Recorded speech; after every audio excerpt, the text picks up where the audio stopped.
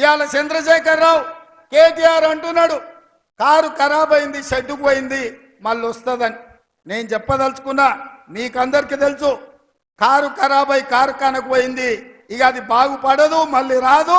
జుమ్మెరాత్ బజార్లో తూకానికి తూకం వేసి అమ్మాల్సిందే, కారు గతి లేదు.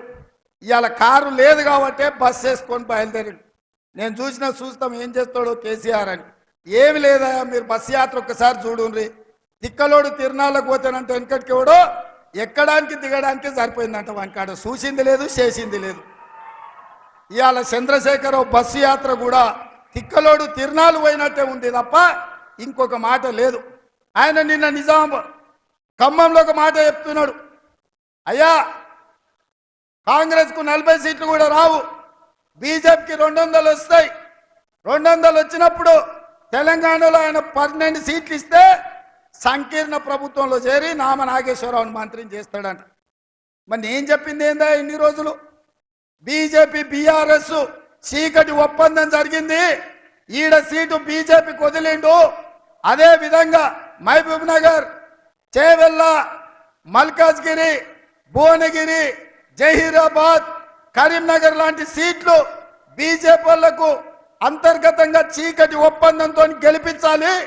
ఇంకొన్ని సీట్లల్లా ఖమ్మము, నల్గొండ లాంటి సీట్లల్లా, మెదక్ లాంటి సీట్లల్లా బీజేపీ వాళ్ళు బీఆర్ఎస్ను గెలిపించాలి, కాంగ్రెస్ ఓడించాలి అని కుట్ర చేస్తున్నారు.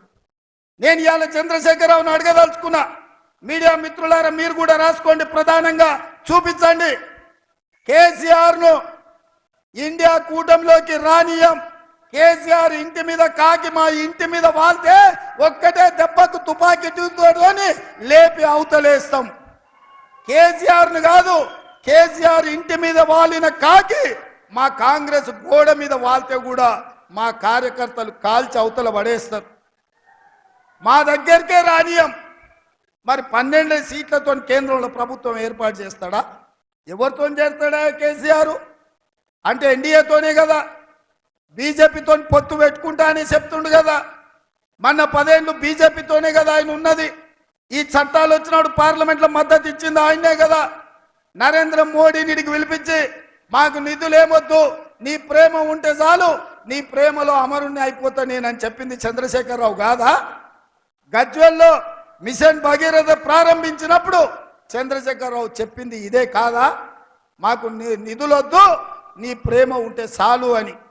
ఇవాళ మరి అదే చంద్రశేఖరరావు ఆయన మాట్లాడుతున్నాడు ఏమని, రాబోయే ఎన్నికలలో హంగ్ పార్లమెంట్ వస్తుంది, నేను కేంద్రంలో చేరతా, నామ నాగేశ్వరరావుని మంత్రిని చేస్తాను.